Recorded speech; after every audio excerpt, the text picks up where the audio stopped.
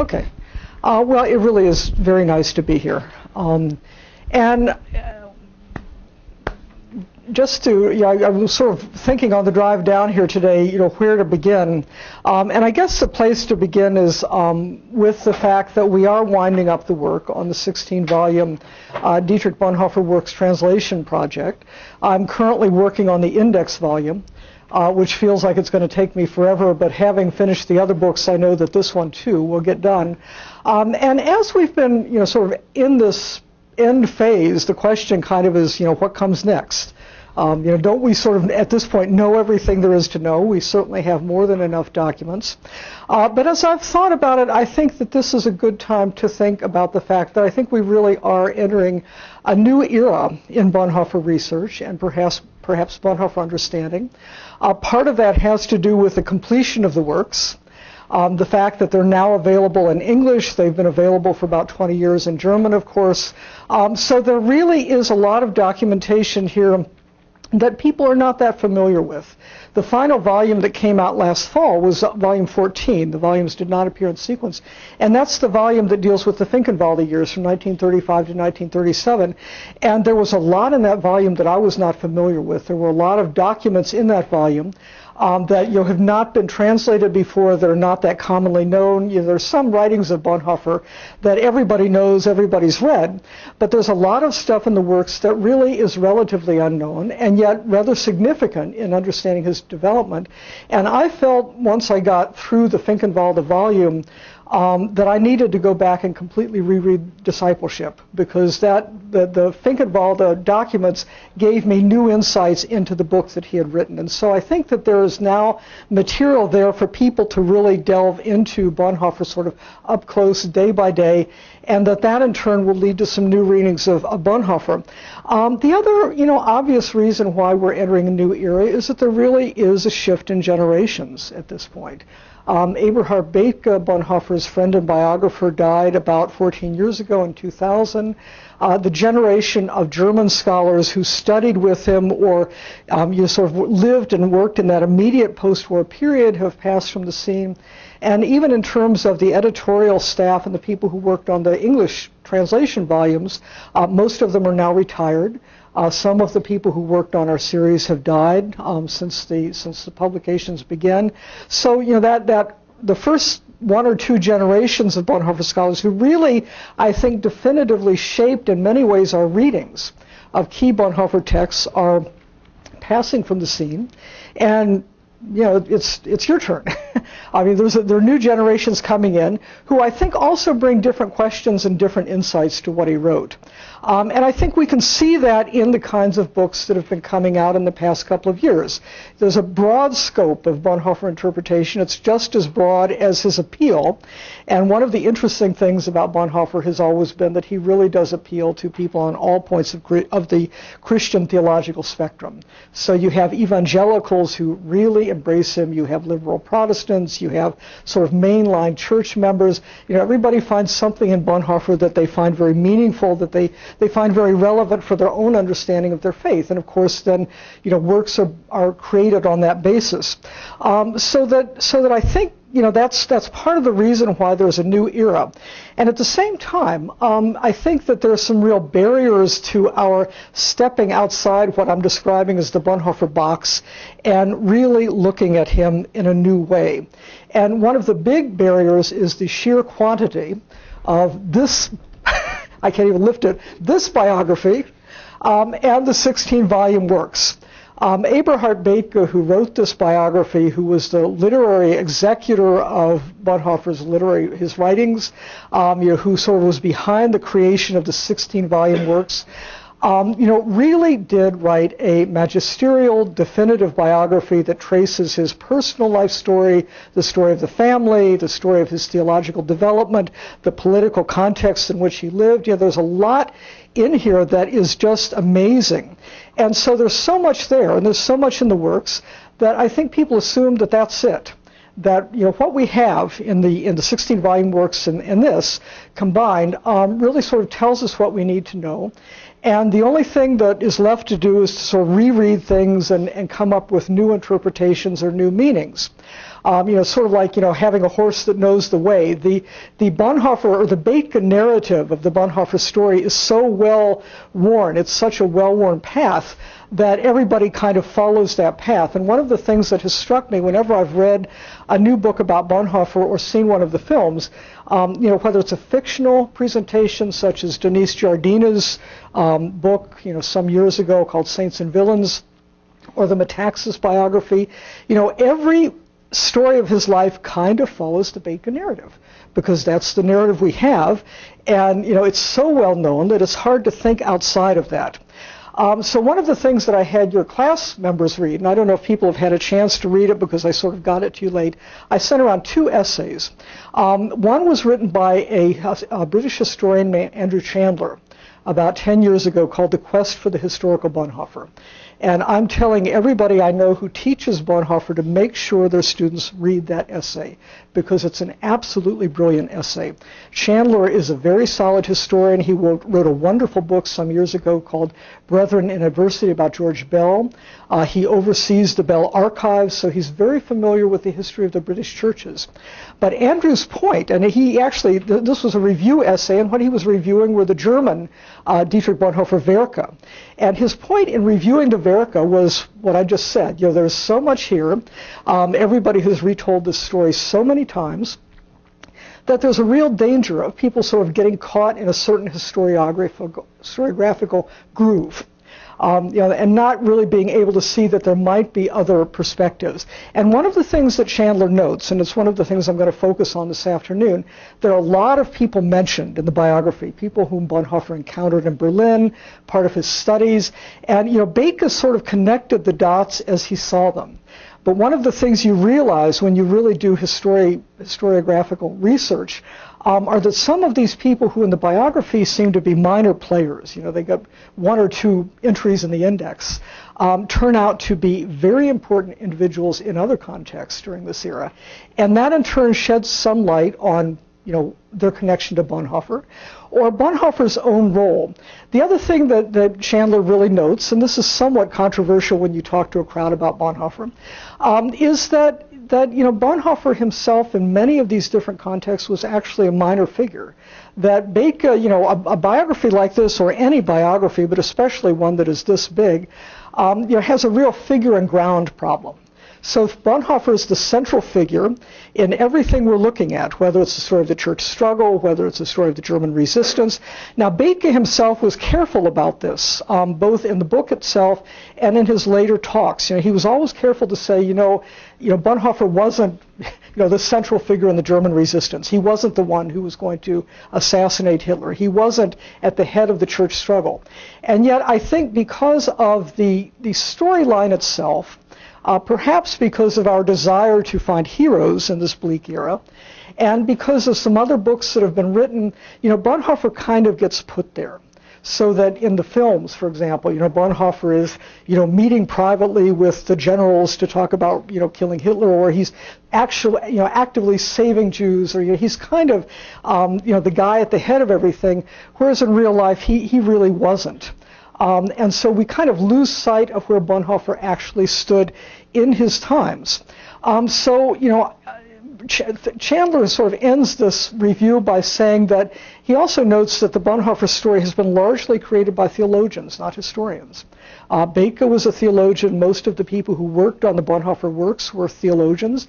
They got to Bonhoeffer through that theological interest. And so they read him theologically, and they read the history into the theology. And Chandler, as a historian, says, it's really important in this case that the theologians learn from the historians, and that as more historical work gets done, we might actually come to understand Bonhoeffer differently. And, if I've made one minor contribution to the Bonhoeffer works, I think it was the fact that I was general editor for the historical volumes, which were the last volumes in the series, and really wanted to make sure that we had, accurate footnotes, that I was able to bring in other research that maybe the German editors hadn't been aware of. And part of my role, not just in terms of the Bonhoeffer works, but at the museum itself is really trying to broaden that field of inquiry. So if somebody comes to the museum and they're interested in looking at the history of the churches, I can help them connect the dots to the other parts of this historical era that they need to know about if they're doing this kind of research. So, I've told Andrew Chandler, I think the historians also need to understand the theology, so it works both ways. And it's not that Bethke was really wrong. It's just that there were certain pieces of the puzzle he didn't have. One thing I would observe is that the biography as well as the works, in terms of the historical context that they do go into, really looks very much at the German church struggle, which is very logical. Bonhoeffer comes out of the confessing church. He plays a very active role in 1933 in the tensions with the German Christians. So, that was sort of the historical piece or the historical stage drop that people are familiar with, and where I would say that there has been some conversation with the Bonhoeffer Legacy, because of course in the meantime, since Bethke wrote this biography, and it was published in Germany in the late 60s, there have been hundreds of books on the German church struggle, on other figures in the German church struggle, on the German Christians. So there have been other pieces of the puzzle that have been added that have indeed shaped our understanding of Bonhoeffer somewhat differently than when Bethke first wrote the biography. But what I'd like to do this afternoon is identify 3 other examples of new research. This is research that I'm doing because I'm finally writing my own Bonhoeffer book, and don't ask me why. I just say I keep every Bonhoeffer book I see, I think, now this really needs to be the last one, but people keep coming up with, you got in under the wire, but but there is new stuff to find out, and part of the research that I've been doing in the past 10 years is both on the ecumenical movement and on the international interfaith movement and church leaders in this country, and all of these figures get mentioned in the biography. But sometimes I think Bethke didn't realize who they were or what the connections were. And one of the things I want to show this afternoon is that when you get into other archives, other kinds of research, Bonhoeffer sometimes pops up in surprising places.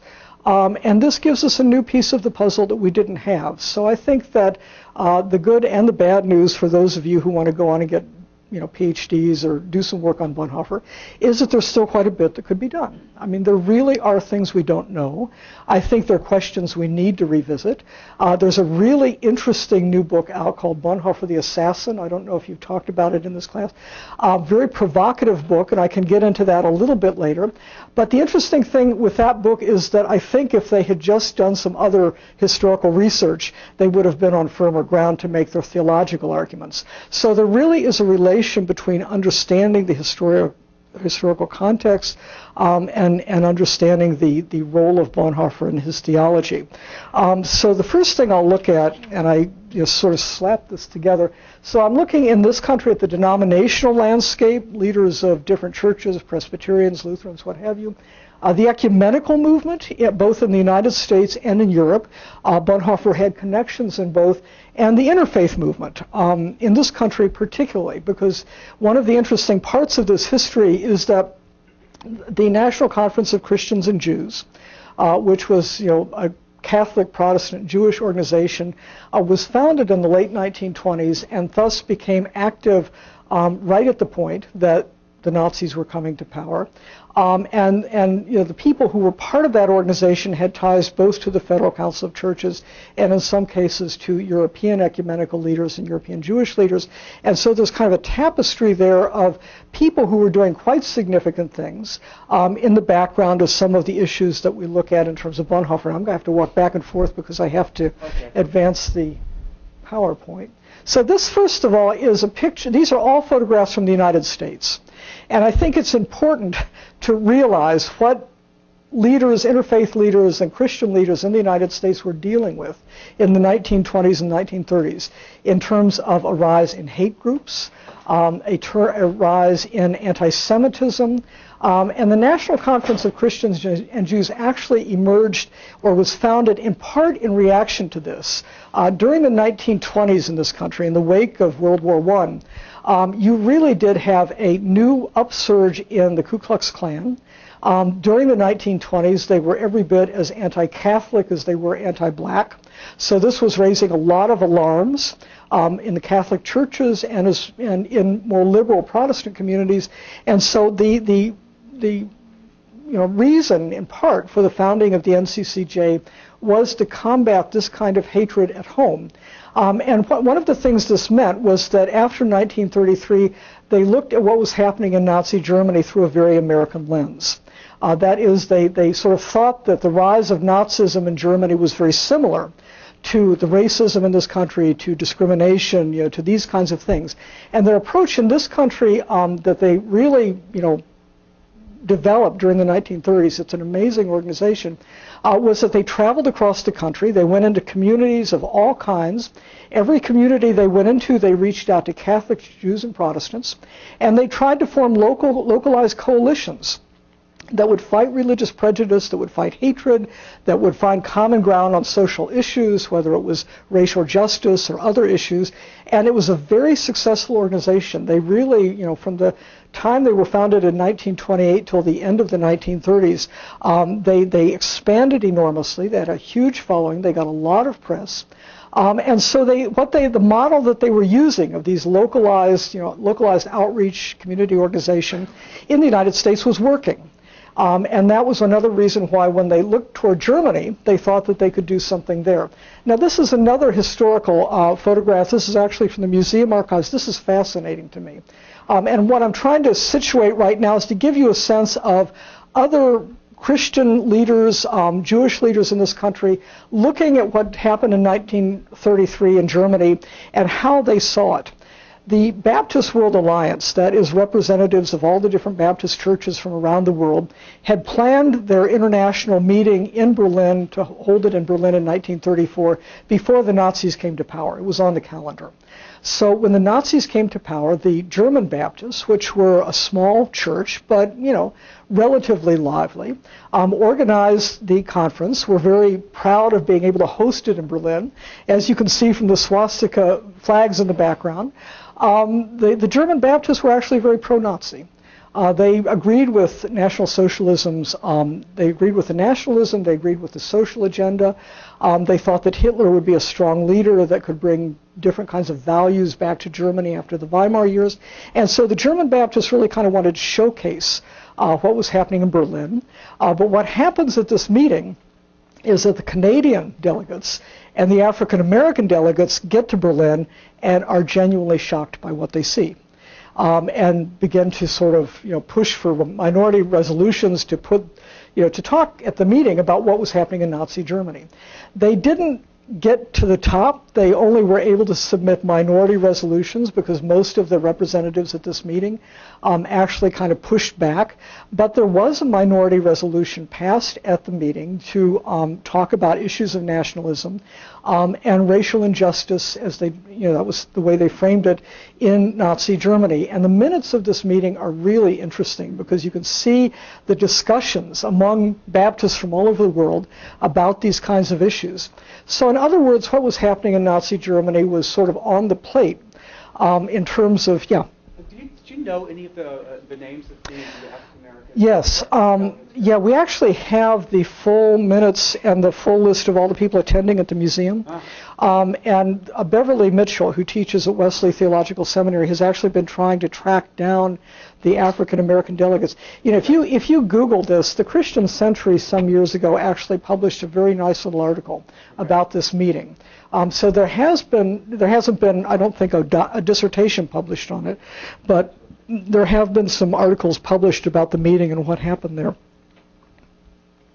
So let me just talk a little bit about some of these different people in the United States who play a role in what I'm looking at. One is the famous preacher of Riverside Church, Harry Emerson Fosdick, who in 1933 really became one of the leading denominational leaders in this country to decry Nazi and anti-Semitism, to push for helping refugees. He became part of an organization that was co-founded by the NCCJ and the Federal Council of Churches in 1933 called the American Christian Committee, the American Committee for the Rescue of German Christian Refugees.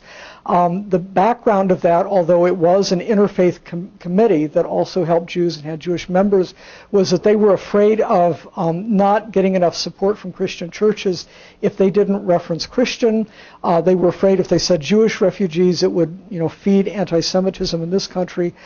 So the committee was sort of a mixed bag from the beginning, and really struggled. And one of the interesting things and telling things about this committee is that they got far more support from Jewish organizations than they ever did from Christian churches. But the members of this committee were people like Fosdick, Reinhold Niebuhr, John Haynes Holmes, who was the Unitarian, had co-founded the NAACP, was a very strong social rights activist throughout the 1920s, and a very close friend of Rabbi Stephen Wise. And so Holmes worked very closely with Wise on these kinds of issues and was an important figure throughout this period. But some of the other interesting people that are sort of part of these larger networks I'm going to talk about are the pacifists, people who were either in the Fellowship of Reconciliation or the Quakers. And this is a really interesting story in terms of the Bonhoeffer story. Because one of the people that Bonhoeffer knew in Berlin was a man named Friedrich Sigmund Schulze. You see his picture up in the upper right-hand side. Sigmund Schultz organized sort of a social welfare ministry, working class ministry in a working class section of Berlin in the 1920s. Had soup kitchens, worked with people who were jobless, worked on various social justice issues. He was one of the founders of the International Fellowship of Reconciliation. He was a staunch pacifist. And I was thinking today driving down, Charles, that I think the last time I was speaking to your class, I talked about Sigmund Schultz's work and noted that a lot of the women who worked with him in the 1920s subsequently ended up either helping Jews during the 1930s. Many of them went on to work in the Gruber office, which was the confessing church office that helped Jews escape Nazi Germany.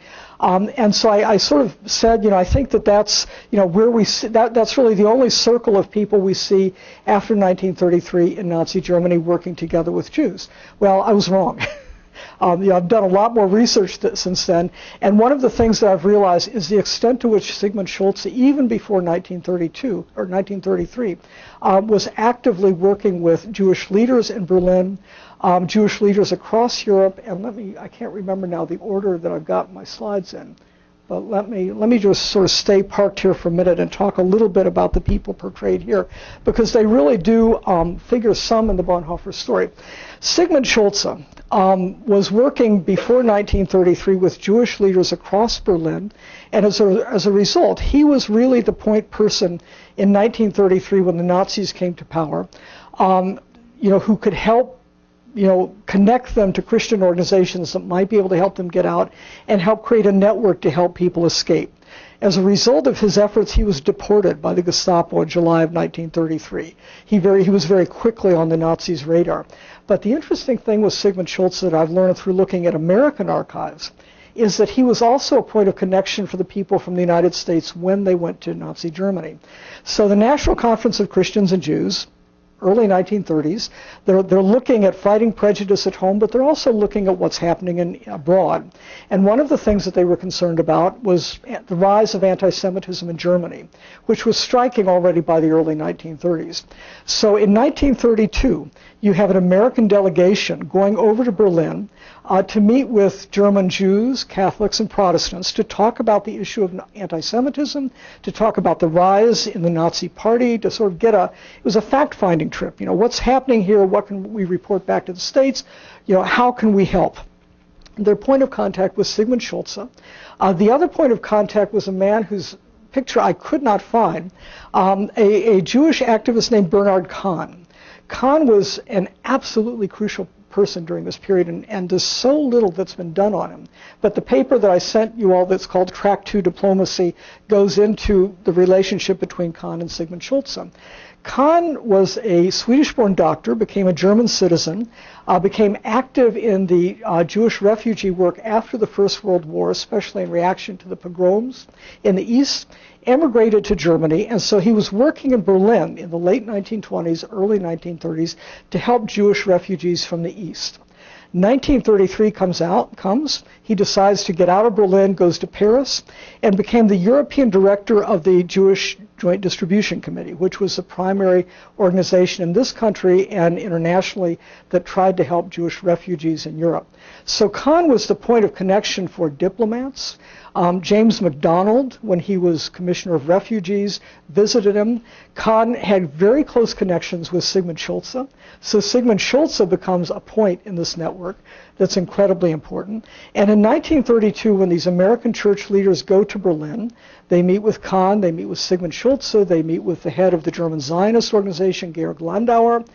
They meet with a host of other people. They meet with Max Diestel, who was the church superintendent who oversaw Dietrich Bonhoeffer.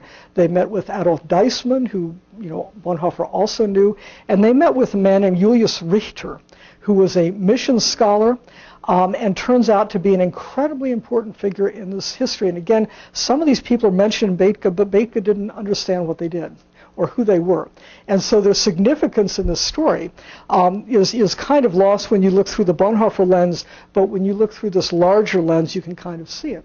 So Sigmund Schulza, one of the women who worked in his offices in the 1920s, was a German woman named Herta Kraus. Herta Kraus was a Quaker. She left Germany in 1933. She went to England. And from England, she came to this country where she headed the American Friends Service Committee, which was the primary organization during the late 1930s and especially in the war that helped Jewish refugees get to this country. The Quakers worked with everybody. They did an incredible amount. They worked all over Europe. They worked in North Africa. And we have the American Friends Service Committee archival records at the museum in Washington. So I've actually gone through them. And it's absolutely fascinating because they've got the personal files on every refugee they helped. And some of these files really kind of tell the life story. One of the refugees they helped was a man named Herbert Jela. Jela was a friend of Bonhoeffer. Jela was a pacifist, and Jela was actually the friend that Bonhoeffer was thinking of traveling to India with to visit Gandhi. Jela was a physicist. He actually met Bonhoeffer through Bonhoeffer's brother because Jela and Carl Friedrich studied physics together. He got acquainted with Bonhoeffer, got involved in the Confessing Church, and so Bonhoeffer and Jela were friends, from 33, 34, 35 up to 36. In other words, they were close friends before Bethke met Bonhoeffer. And I think this is the other part of the story to remember, is that Bethke met Bonhoeffer at a certain point and didn't always know what had gone before. So Jela and Bonhoeffer were, from Jela's account, quite close. Jela was involved in some of the illegal Confessing Church activity, including the sending of the memorandum to Adolf Hitler in 1936. In Jela's testimony to the Quakers, he says that he left Nazi Germany because he was afraid of endangering Bonhoeffer, because Jela was a Quaker, he was a conscientious objector, he was afraid that his activities would draw attention to Bonhoeffer. Now, when historians read these things, you're reading his version, you don't quite know if this is accurate, but this is what he said. So Jela, went to England to study, he came back, and then he got a position in Brussels, and he was in Belgium when the Germans invaded Belgium. When the Germans invaded Belgium, the Gestapo, looked up all the Germans who were in Belgium. They noticed that he was a conscientious objector. They interrogated him. They made him an offer. This is fascinating. This is from a letter that Jela writes to Sigmund Schulza, because Jela and Sigmund Schulza were quite close. They made him an offer because he was a brilliant physicist, and they said, look, you can work on the bomb. We'll keep you out of trouble. We'll make you a deal. Jela turns them down, and as a result, Jela is sent to the concentration camp in Gurs in the south of France. Gurs was a camp that held various kinds of prisoners, some of them people like Jela, some of them were German Jews who were sent to Gurs before they were deported, some of them were French Jews who were sent to Gurs, so there's a lot of different traffic going in and out of Gurs during this period. But Jela's in Gurs, and Jela, because of his Quaker connections, starts talking to the Quakers who visit the camps. The Quakers, as I mentioned, were really active in Europe. They really tried, and especially in places like France, they could get into camps. And Yela's story is that the Samad, which was the French resistance organization, when they visited the camp of Gores, he spotted somebody in Samad that he knew, and he said, Madeline, and Madeline looked over and said, Herbert, what are you doing here? Anyway, so that activated her to help get Yela to the United States. Yela's visa application was supported by several people, including Albert Einstein. You know, he was a brilliant physicist. So Yela gets to this country in 1941, really struggles. I mean, this is, you know, part of one of the things you realize when you look through these refugee records is how hard it was for refugees when they got here to get a job, to find their footing, to find a place. And that's why the Quaker files are so fascinating, because they've got all the attempts to try to settle people. So Yela gets to this country, eventually finds a place, you know, finds a teaching job. After the war, gets back in touch with Eberhard Bethge. Meets Maria von Wedemeyer when she comes to this country, actually was apparently romantically interested in her for a short time. So Yela was somebody who somehow really did stay in the Bonhoeffer story loop, because this friendship with Bonhoeffer had been really important to him. And one of the things that he says both in the Quaker records when he applies to come to this country and in his citizenship application to this country is that the person who taught him everything he knew about pacifism was Dietrich Bonhoeffer. So it's a very striking statement by somebody, not Bethge, about, you know, where Bonhoeffer was coming from, at least in the early 1930s. And the interesting thing with Bethge is that, or with Yela, is that Yela thought that Bethge got Bonhoeffer wrong in some points. So when Yela read the biography, he actually wrote Bethge, tried to get him to change some things. You know, it's sort of an interesting outside lens at looking at the story that we have. Not necessarily dismantling it. You need a lot more historical research to do that, but really showing that this was an experience and a set of connections, both in terms of Yela and Sigmund Schulze, that Bonhoeffer wasn't aware of. The other person here, John Nevin Sayre, was the head of the Fellowship of Reconciliation in this country during the war and after the war. And Sayre was really interested. He had connections to both Yela and Sigmund Schulze. And Sayre was really interested in the Bonhoeffer story. And so there's this whole body of literature that comes out of these pacifist circles that gives us some insight both into how they understood him, and in the case of Sigmund Schulze and Yela, what kinds of different connections they actually had to him.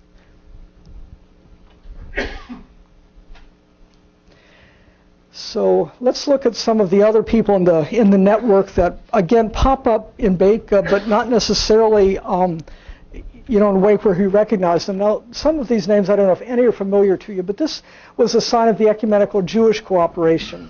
And again, one of the things I've really been looking at is cooperation between Christians and Jews during this period, because for a long time, Holocaust scholars have assumed that there really wasn't that much connection. And what I've been discovering in my research is that there was actually quite a bit of communication, and some of it at the highest ecumenical level. Adele Freudenberg was a member of the Confessing Church, left Nazi Germany because his wife was Jewish, initially went to England, then ended up in Geneva helping refugees. He worked very closely with Gerhard Riegner, who was the head of the World Jewish Congress in Geneva. And Riegner, Wissert-Hooft, who was the other ecumenical leader in Geneva, Freudenberg, Riegner, and Wissert-Hooft met weekly during the war to get news out about what was happening to the Jews of Europe. They were also the place where a lot of information came in. So this was really a hub of information.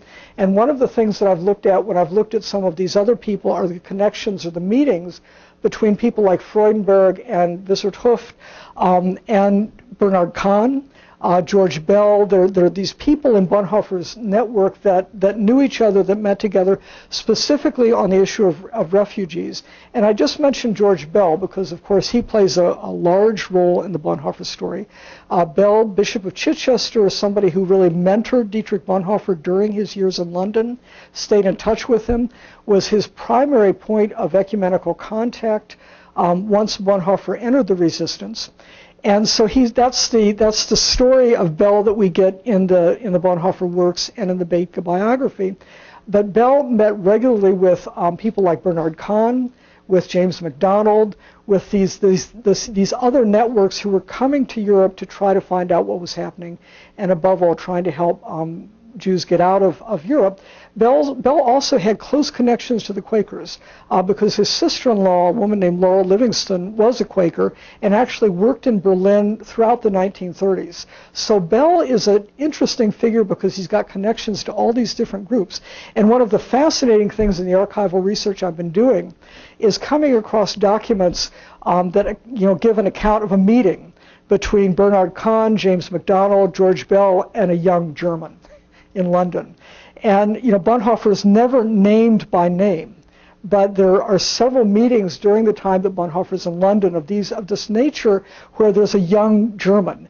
And why would that be? I think simply not to put to let that person remain nameless. And so we don't know that the young German is Bonhoeffer.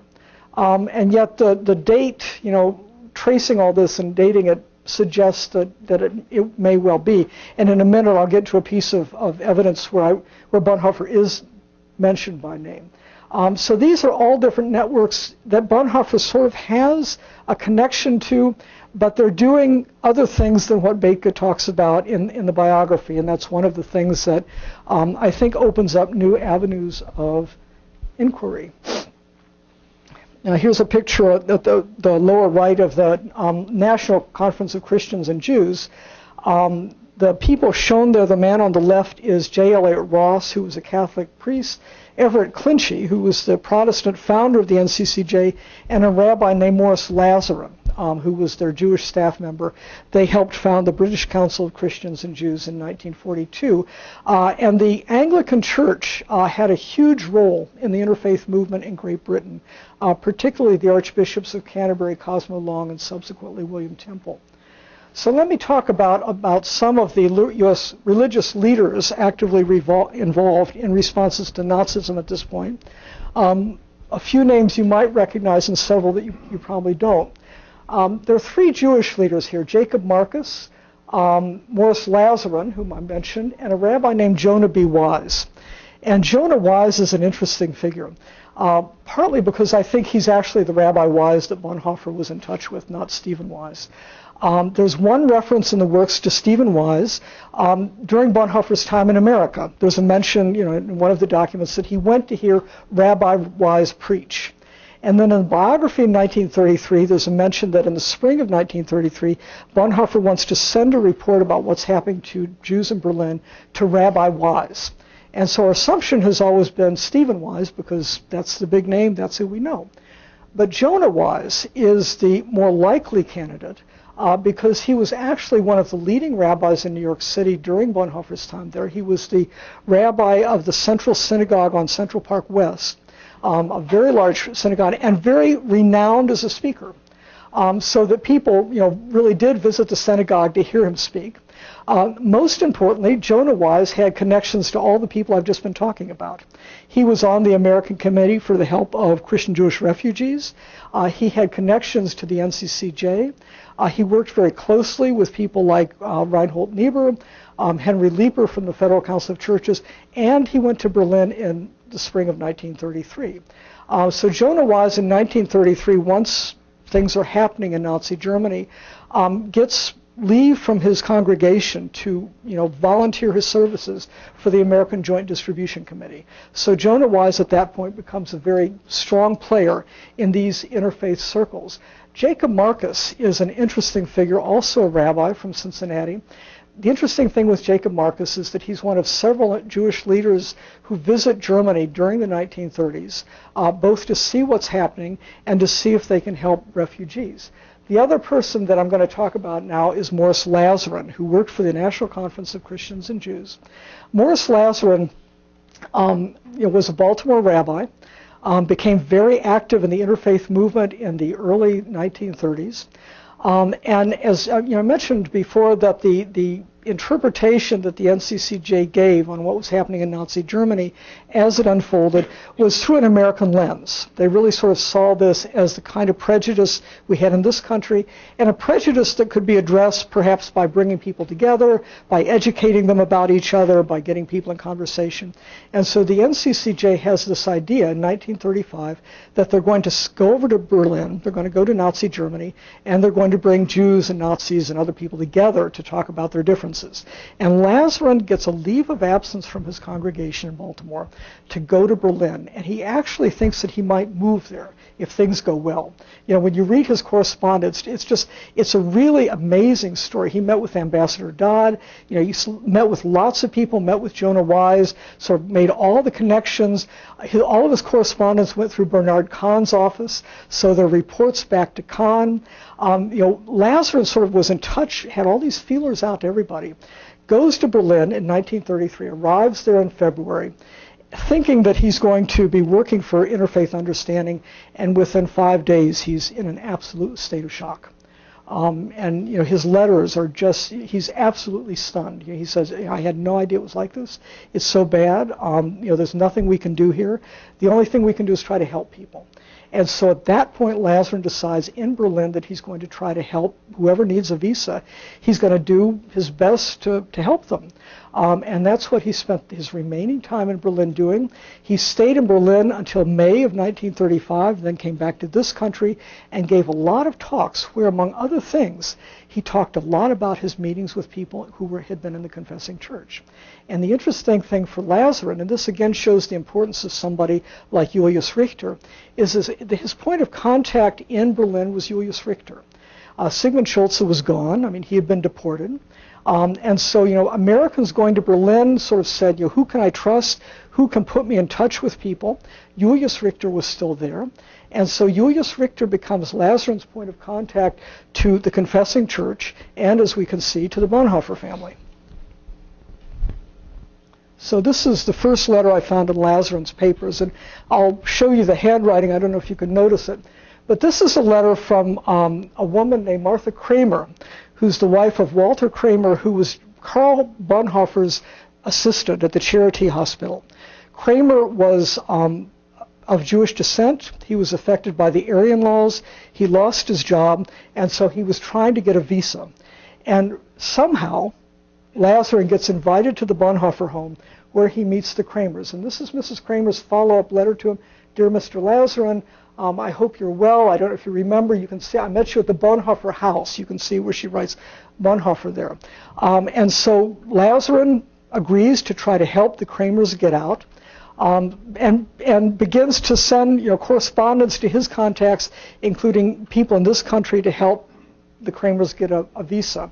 And in a way, this story really does give you a sense of what I was talking about earlier, the difficulties of getting visas. So this is a letter back from Lazarin. I don't know if you can, I guess it comes up well. He writes back and says, I've thought often of your husband. I've got back. As soon as I got back, I started getting in touch with people. I want you and your husband to keep in touch with me. I'll do my best to do that. You can see the difficulty he had. This is a very typical letter, not just in the joint distribution files, but in the Quaker files. If you look at, I'm looking at where's the phrase in here? But this is a letter sort of talking about the Kramers' qualifications, and you can see the mention of I think Bonhoeffer is actually mentioned in this letter. I don't have my glasses on, but talking about the important work that Kramer's doing. This is a letter that is the one I was talking about that is so typical, where it says, I just had a letter from a professor saying he has on his list 90 PhDs out of work. And this was the reality of everybody trying to get a visa to this country, was that they were all overqualified and there was no work for them. This is the one that mentions that Bonhoeffer, has brought it to his, Professor Bonhoeffer has brought it to his attention. The other interesting thing in the Lazarin files, and I don't have a copy of the letter that I put in the PowerPoint, was that when Lazarin comes back to this country, he comes back, continues to work, and gets a letter 1 year later from a young man named Ray Sweetman, who was working for the YMCA, was getting ready to go to Berlin, and says to Lazarin, who should I be in touch with in Berlin? And Lazarin says the younger Dr. Bonhoeffer, Richter, can put you in touch with him. So it means that Lazarin at least knew of Dietrich Bonhoeffer, certainly had had connections with the family. And this is a piece of the puzzle that we simply didn't have. We didn't, Bethke didn't realize that there were these kinds of connections with American Jewish circles. So it's an interesting piece. We can't read too much into it, but it shows an additional connection. Now, whether Lazarin met Bonhoeffer or not is really difficult to determine. He wouldn't have met him in Berlin, because the time that Lazarin was in Berlin was when Bonhoeffer was still in London. But Lazarin also went to London, and so there are possibilities there, but I haven't been able to find them. So these are, sort of some of the examples of new puzzle pieces. The other example, and I don't want to talk too long. What's your time frame here? I think I've gone over. Take 10 minutes. Okay. Well, let me just stop here for a minute. Does anyone have any questions or comments? I'm just throwing all this stuff at you, and it falls together very well in my head, but I realize that it really might not at all in yours. My point in telling you all this, again, is to look at the Bethke story from outside the box and through a different lens, and see that, for example, people like Sigmund Schulze, Julius Richter, people who play minor roles in the Bethke story were actually major figures at the time. What this does for our understanding, of Bonhoeffer, I think is a point that needs to be explored. Because just because Bonhoeffer knew somebody doesn't mean he was involved in what they were doing. But it also shows the number of people who were doing very significant and central things at the time, where all of our attention has been on Bonhoeffer, and yet there was a lot more going on that he was peripherally involved in, or perhaps not involved in at all.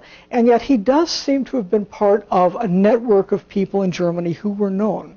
And the fact that Lazarin goes into the home, and it's interesting in and of itself that an American rabbi is in the Bonhoeffer home in 1935, when Dietrich is already under some Gestapo scrutiny. It's not an unrisky thing to do. Lazarin, before he went to Berlin, had spoken to Bernard Kahn and said, what do I need to know? And Kahn said, as long as you don't visit the Jewish organizations, you're okay. He said, you can visit individuals. And so you've got this network of Jewish leaders in 1935, 1936 who are still going to Berlin and going to individual people's homes to have conversations with them and, of course, report back. But they still need to be careful. And Lazarin, when he came back to this country and spoke about his time in Berlin, it's very interesting, because especially when he talks about several meetings with people in the Confessing Church, it was clear that they were scared to death. And he doesn't mention their names. He kind of disguises the circumstances. When he speaks about them, he's incredibly cautious, even speaking in this country, about what he had seen in Berlin. But I think it shows the level of surveillance that was in place and the level of fear and nervousness, and that's one reason why it's all the more striking that you've got these people doing things. Yeah? These Americans that had the opportunity to go to Germany to uncover facts, as you might say, Yeah. to whom were they reporting back to? Their respective organizations. So the Federal Council of Churches people came back and reported both back to the FCC and in some cases to the denominations.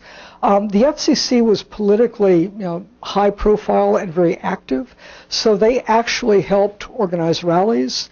They would come back and give press, they would make statements to the press about what they had found. The NCCJ likewise. The NCCJ was very high profile. But the NCCJ also then sent reports to the Jewish Joint Distribution Committee.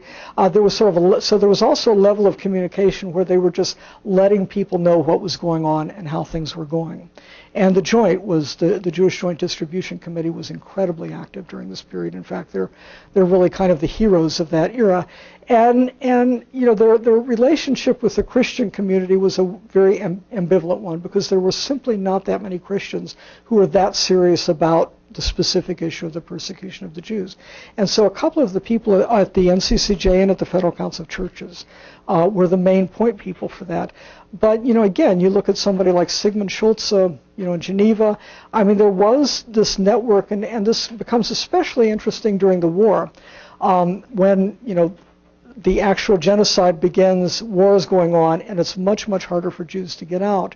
I have a colleague at the museum in Washington who's doing her dissertation on the War Refugee Board, which was formed in, I think, late 1943. And one of the things she's discovered in the records of the War Refugee Board is that when they begin to send money over to Europe to help Jews get visas, and they actually did manage to rescue several 100,000 Jews, that money went through the ecumenical offices in Geneva, through Freudenberg's office. Freudenberg becomes a big player during the war in terms of what he's doing. And the fact that they had both the connections and they had the means to get money through to help Jews get out. So the connections, sort of the working relationships, go all the way through. Are some of these reports published in journals or newsletters? The NCCJ had a little newsletter, and they would sort of have little reports, but they're not as detailed as the reports you find in the archives. In which they really go into a lot of detail on what they're finding, and of course the correspondence between people is where you really find that. Yeah. So the Jews who are getting out at this time, you mentioned the one like with a PhD. Are they just mostly socially well-connected Jews? Is there is it a particular social class that's getting out? Yeah, it's a great question. Ultimately, the Quakers helped everybody. So when you look through the Quaker records, you really do get a very wide spectrum of people. Now, the people I've been looking at, I've actually just sort of been doing searches in the Quaker records for the names I know.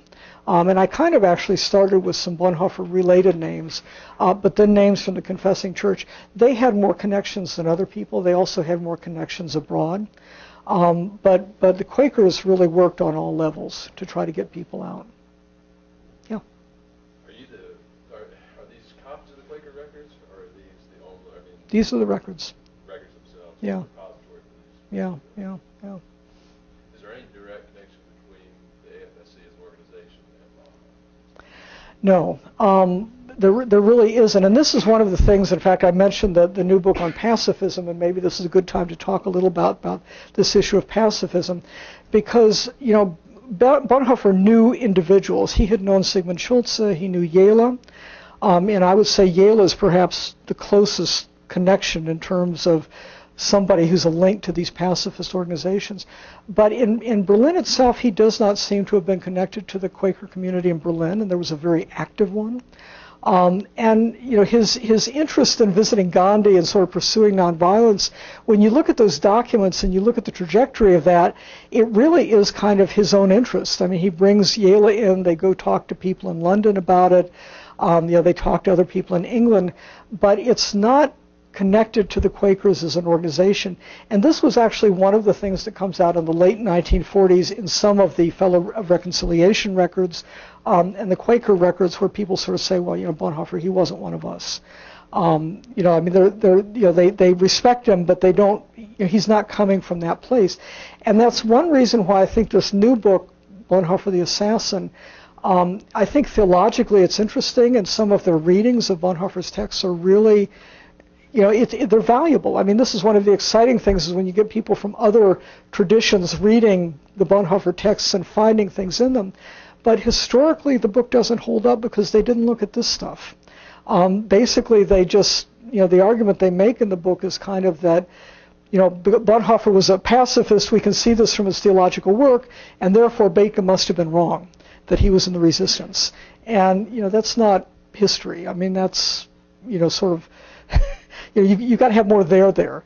And it was frustrating for me to read that book for that reason, because I thought, oh, guys, there's more stuff you could have done here because of Jela. And Jela is such an interesting figure, because Jela is the one after the war who said, he was a pacifist. The Bonhoeffer I knew was a pacifist, and it gets up there. Yeah. Have you been able to follow the trail of Herbert Jela to Charlottesville? Yeah, I actually interviewed his wife, or his widow, about 10 years ago. Yeah. So. Well, Aberhart is a businessman, and last I heard he was going to. Yeah, no, Clifford Green and I actually went down to interview her to see, what she knew, and I've got the notes of that interview with her. And she was the one who told me that Jela had disagreed with some aspects of Bonhoeffer's, or aspects of the way that Bake portrayed Bonhoeffer. Looking at his post-war records is very moving. I mean, he named his two sons Dietrich and Eberhard for these two individuals. And really, when he went to Germany, he visited Bake. I mean, he really nurtured that connection. And so obviously, really, there was a connection there. And the other thing is that there are some records of his up at the Swarthmore Peace Archives in terms of his correspondence with Sigmund Schultz and other people who were in the Fellowship of Reconciliation. The students might like to hear the anecdote in the 70s. There was Tuesday evening concert series, and he's a physicist, was sitting there doing his physics, and the rest of us were enjoying. He was enjoying the music. Yeah. He was in a different place. Yeah. He must have had so many vast memories. Yeah. And Yeah. so much to do, and there were such committed Quakers. Yeah. Yeah. So I'm delighted to hear the connection. Yeah. I Yeah. didn't realize it had been so active. Yeah, I think it's funny. I mean, Chandler in his essay, "The Quest for the Historical Bonhoeffer," notes the fact that when you get other historical work about some of these people, their profile in the Bonhoeffer story rises or falls. And I think Jela is a person whose profile rises. I think there was more of a relationship there than Bake knew or talked about. Franz Hildebrand, on the other hand, really doesn't seem to have had much significance. I mean, that I think Baker read a lot more into that relationship than was actually there, and that's based on the biography of Hildebrand that was published by Holger Rogelin for a few years ago, as well as just looking through the documents and the works. Baker pulled certain things out and emphasized them, and yet when you look at them through other historical documentation, it seems like the emphasis is off, is not correct. Yeah. So, excuse me, with the ecumenicalism, and you mentioned how Bonhoeffer is attracted to so many different Christian Yeah. groups. Do you know why, either historically or theologically, why he's so appealing to so many?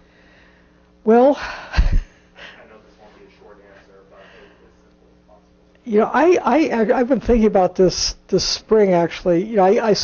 I go through different stages of thinking about the phrase religionless Christianity, as do most Bonhoeffer scholars. I'd be interested to hear where you are right now with that. But where I am right now with it is that I think actually he kind of pulled that off in a sense, that he managed to write theologically about Christianity in a very essential way that speaks to Christians across the board. Not just in terms of the theological spectrum, but internationally, when you look at Bonhoeffer's following internationally.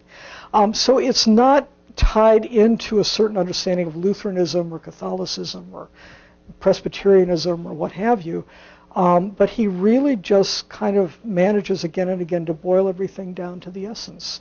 And I think that was what he was after. And certainly that was what he really perhaps. Well, I mean, yeah, no, I mean, I think it goes way back. I mean, you can kind of trace this element of his thought way back, and you certainly find it then up through the prison letters, where he's just saying, what does Christianity mean? And so I think that's part of it anyway, because he does seem to write about Christianity in a language that people gravitate to. If you just think about the book Discipleship, yeah. So you think with that in mind, it's maybe a mistake to analyze his relationship with Karl Barth too much? No, I think we can analyze his relationship with everybody. and I think Barth was a conversation partner for him. I mean, Bonhoeffer was a dialectical thinking, so he liked to engage with people. He was challenged by Barth, and he challenged Barth in turn. So I think that all these people he really liked people who helped him think. I was just interested because you were saying most people who focused on him have been theologians. Yeah, right. So naturally, an interlocutor of interest would be Barth. Right, exactly. And focus on that. Or look at Yeah, what I'm trying to do is sort of get from it. Well, get outside that theological conversation. Say, so who was Bonhoeffer if you really look at him in this broader broader historical context? The other person I'll throw in there, or do we need a break? There's so many questions I feel percolating in the room, including my own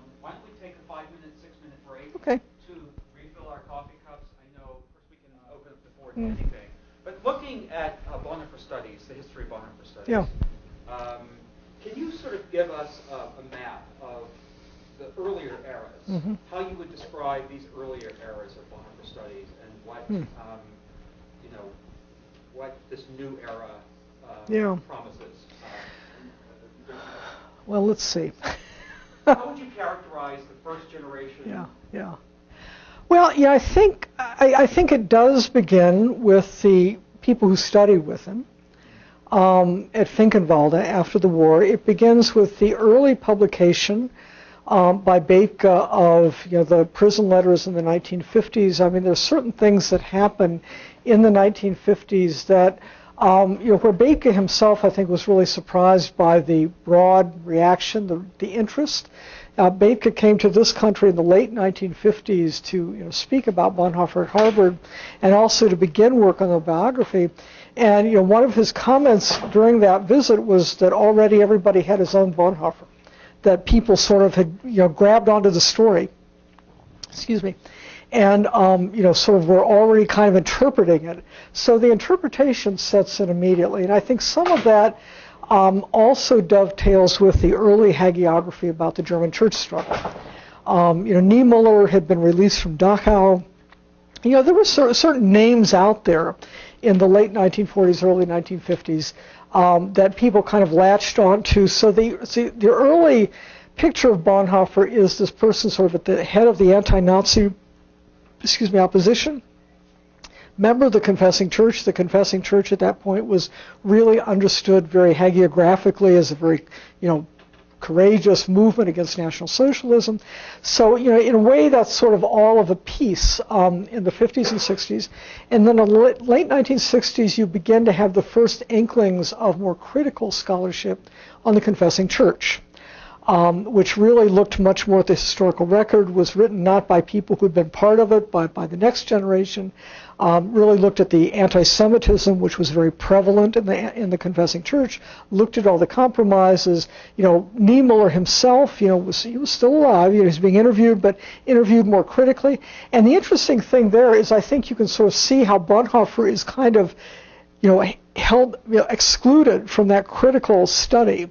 And in a way, I think that's been one of the problems with the Bonhoeffer opus, if you will, is that the way the story, proceeded really was on a separate track from the more critical historical work that was done on the Confessing Church and some of its leaders and the Germans as a whole.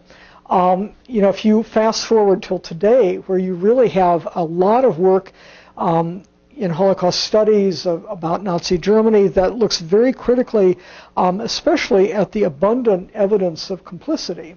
Bonhoeffer is still kind of held outside of that sphere, and I think it's inevitable that's going to change. Now that change, I already skipped several decades there.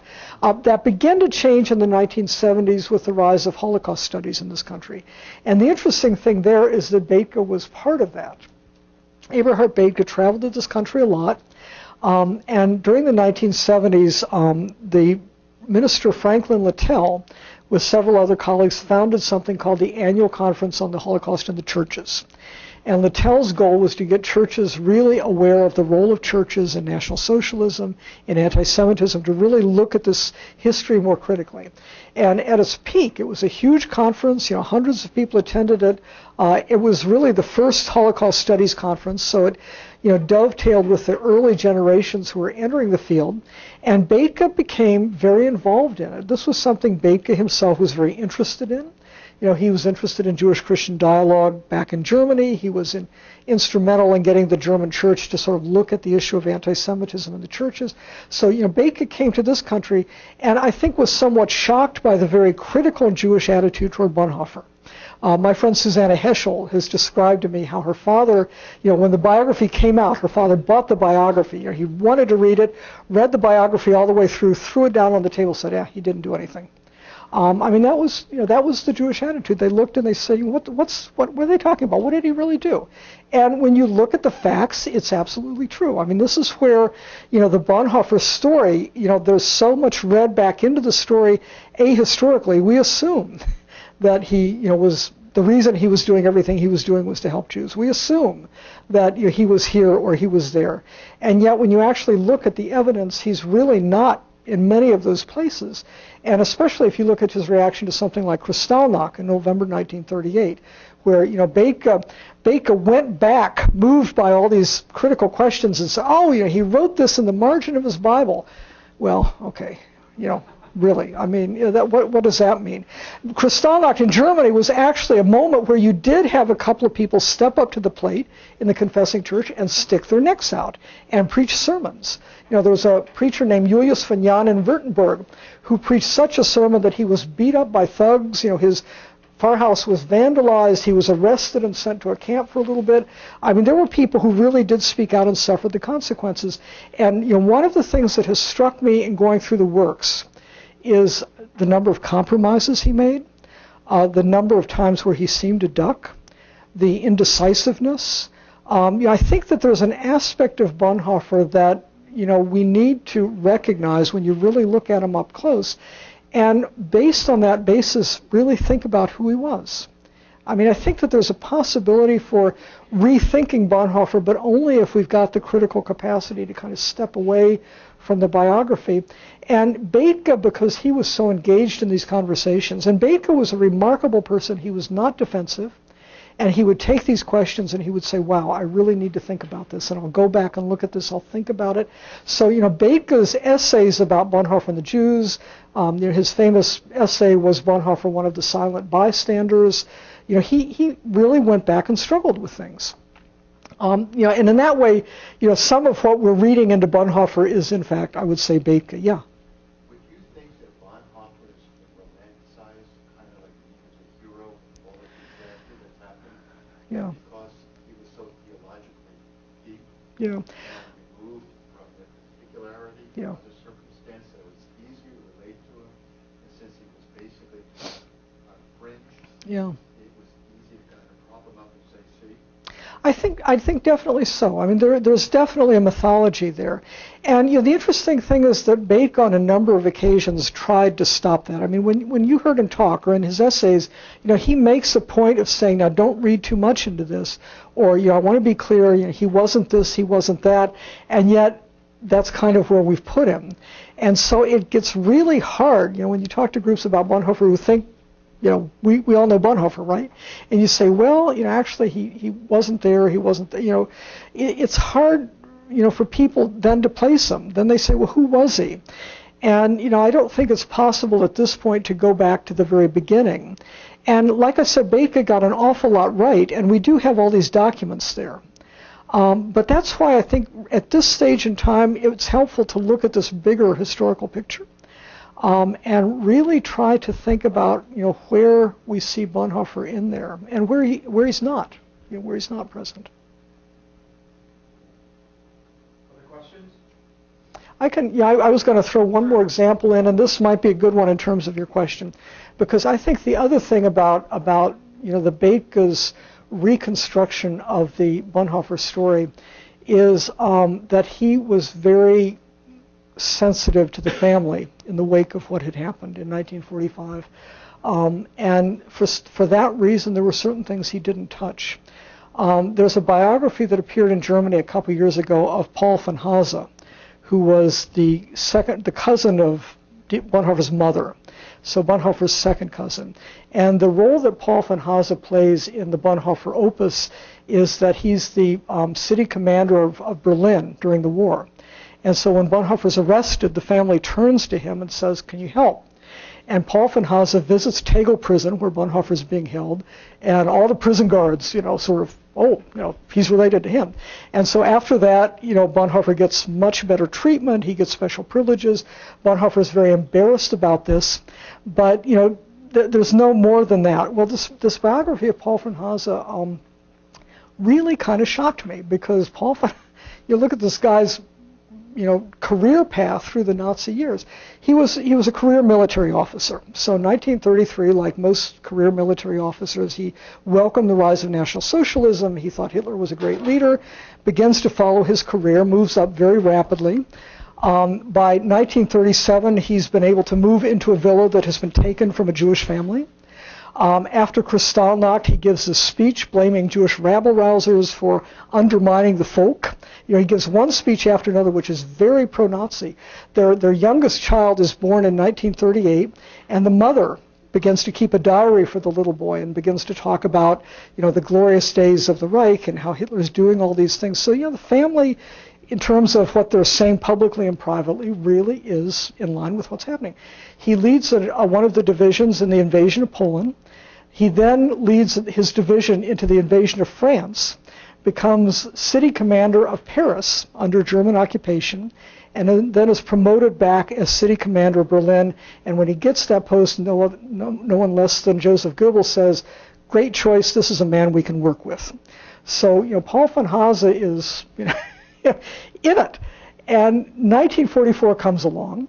5 days before the coup attempt, the conspiracy goes to Paul von Hase and says, "This is what we're going to do. We're going to try to overthrow the regime. We're going to kill the leading Nazis. We need you to seal off the government buildings in the city so that we don't get any sort of Nazi groups trying to stop us." And Paul von Hase agrees. So he's informed. July 20th comes, the coup begins. He gets the word that they've started. He seals off the city, and with that, his fate is sealed. July 21st, he's arrested. Initially, the leading Nazis can't believe that he was really involved, and he manages to kind of fool them. So for the first week, he's treated as a very privileged prisoner. Then they make enough of the connections that the gloves come off, and he's executed in early August. Hitler was absolutely furious at all of the leading people that had tried to overthrow him, and so he went after the families. He arrested Paul von Hase's wife and their children. The youngest son, the one who was the little boy born in 1938, was actually taken under an assumed name to an orphanage, where presumably he could be adopted out to a good Nazi family. The wife and their oldest daughter is imprisoned in the women's prison in Berlin. Their oldest son, who's 19 years old, is imprisoned and tortured so badly he had lifelong neurological damage.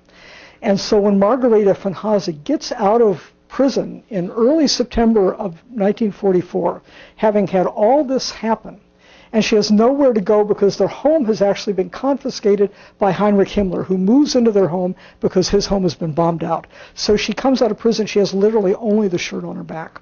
And she goes to the one place in Berlin where she thinks they're going to take her in. It's the Bonhoeffer family home. She goes to the home of Renate Schleicher, or Ursula Schleicher, Bonhoeffer's sister, which is right next door to the Bonhoeffer family home. At that point, Ursula Schleicher's husband and Klaus Bonhoeffer had not yet been arrested. And so Schleicher welcomes her, takes her in. Klaus Bonhoeffer comes over to talk to her about what's happened, to hear what she has to say. Within a week, the Gestapo has come and arrested both of them.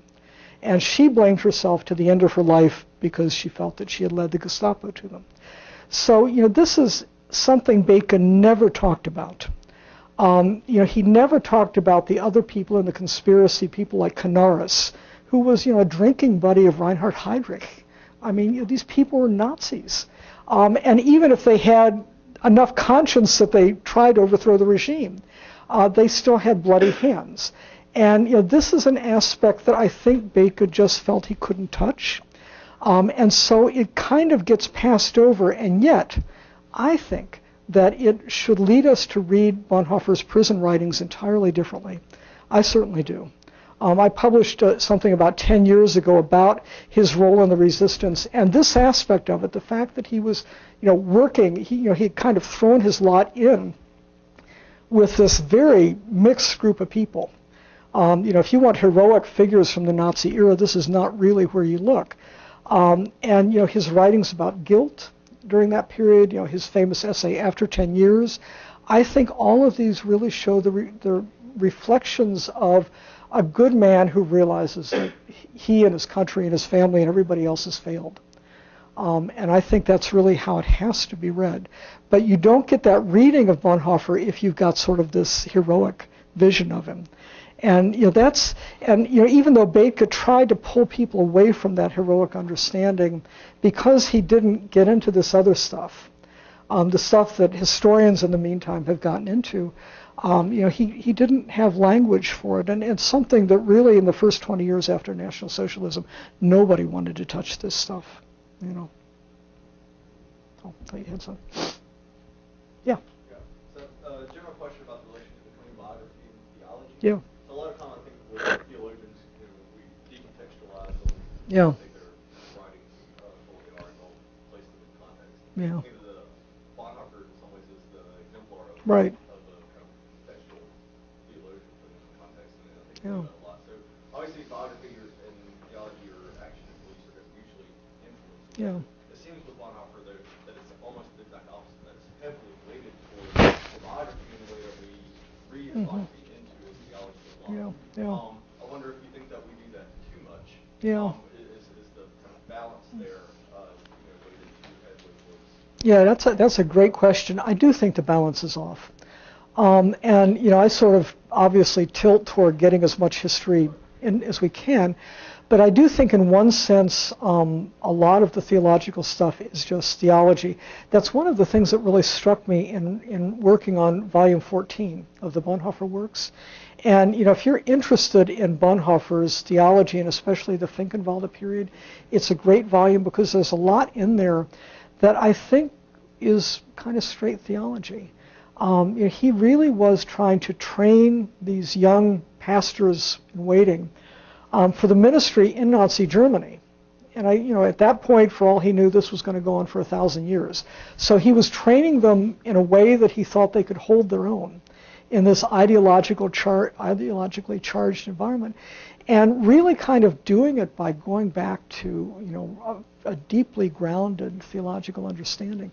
So you kind of have to have both sets of eyes working, but you're right, you can't overemphasize one. You can't sort of take some of these texts and say, well, this was on the day when Hitler marched into the Rhineland, because that may or may not be relevant. It may be that on that day Bonhoeffer's really thinking theologically.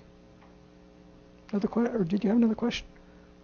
You're obviously into all of the correspondence of the time. Do you read or did you pick up on a frustration? Let me rephrase it. A reaction by these theologians, particularly those who are Christian, to kind of mobilize, galvanize a resistance or money, whatever, to help Jews, help politically in any way whatsoever, or was it just a very directed, it's like Bosniak, I mean, this is Riverside Church, this is the Rockefeller Church. Right. For them to write a check for $100 million, like, Yeah. it's no big deal. Yeah. They could afford the way out. Yeah. What I'm not hearing and what I'm looking for is some sort of real effort. I know the result of it all, it's not there. Right. But was it at least attempted? Yeah. I think with Fosdick, I'm not sure. I mean, he certainly was involved in meetings that I've looked at the records of the meetings with people like Freudenberg and Bell and Henry Smith Leeper. I didn't even really talk about Leeper, although I showed his picture. There were a couple of church leaders in this country who really did their damnedest, who were really interested and committed and constantly pushing and enormously frustrated that they couldn't get more Christian support for what they were doing and that they couldn't really get it on the American radar. This country was so isolationist in the 1930s, and they couldn't make a dent. Was there a pulpit change? Had the conversation at least changed a bit? I'm not sure what you're asking. Bonhoeffer went back to basics. Through this, I've come to understand how he's gone back to basics and really the way in which Christianity and Judaism, they all began. It seems like the church, from what I could learn, just was not interested. I'm talking about in general. Yeah. I mean, every country kind of has its own, and every individual kind of has a certain trajectory here. If I understand your question correctly, if I just think of the church leaders in this country, whom I've looked at, one of the things that strikes me is that they were looking at what was happening in Nazi Germany as an issue of civil liberties. And this was certainly true as well of the NCCJ. Their banner, if you will, was, fighting for tolerance and democracy, democratic values. Nazi Germany was, showing what happens when you don't have democratic values. So they had sort of this big umbrella, as opposed to a real focus on, the actual persecution of the Jews and why they were being targeted the way they were. Now, you did have people in this country, I haven't really talked about them, who were already thinking in those terms.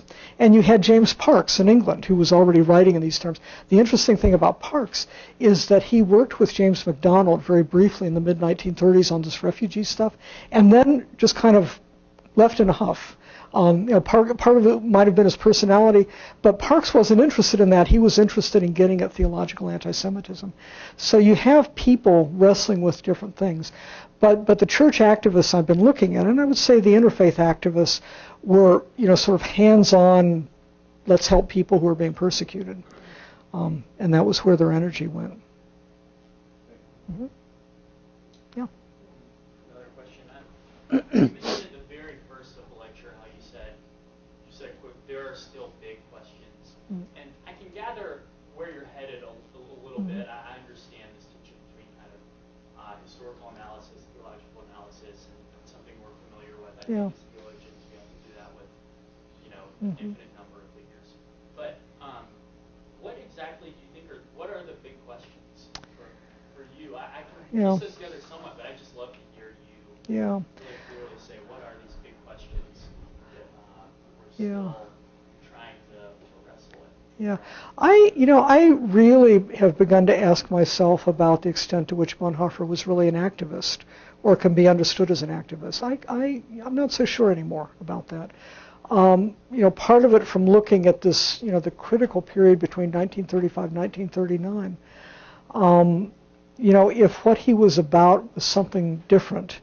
Now, I haven't decided, and I go back and forth, but that's one of the things that I kind of, when I look through these writings, the other thing that this is something I've noted. I wouldn't say it's a question, but I think it's something that really needs to be dealt with. Is I think his thinking about church-state issues is overlooked in terms of understanding his theology, and that I actually think that his opposition to Nazism started with his politics, not with his theology, and that tracing his political thinking and the way it shapes the church-state stuff is an interesting thing to pursue. I mean, it's one of the things I'm kind of writing about right now.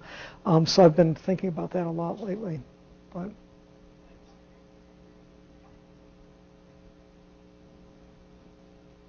yeah. So someone has a broad scope of Bonhoeffer scholarship over the years, thinking about a new era of scholarship. I have three questions. So there's early Bonhoeffer stuff, late Bonhoeffer, between kind of different eras, different portions of his writings. What areas do you think has been overemphasized? So either like chronological or issues like mm-hmm. this whole issue. What areas have been overemphasized? What areas have been underemphasized or kind of white places for scholarship? What areas do you think will be most useful for the church? Yeah, another great question. Well, one of the things I skipped over was this whole the middle decades of Bonhoeffer scholarship, and that might help address your question. I think that one of the things that happened once, Bethke kind of connected with the people in this country and in Europe who were interested in exploring Bonhoeffer, and Bethke began to systematically organize the documents and the material and begin to publish them, leading to the publication of the works.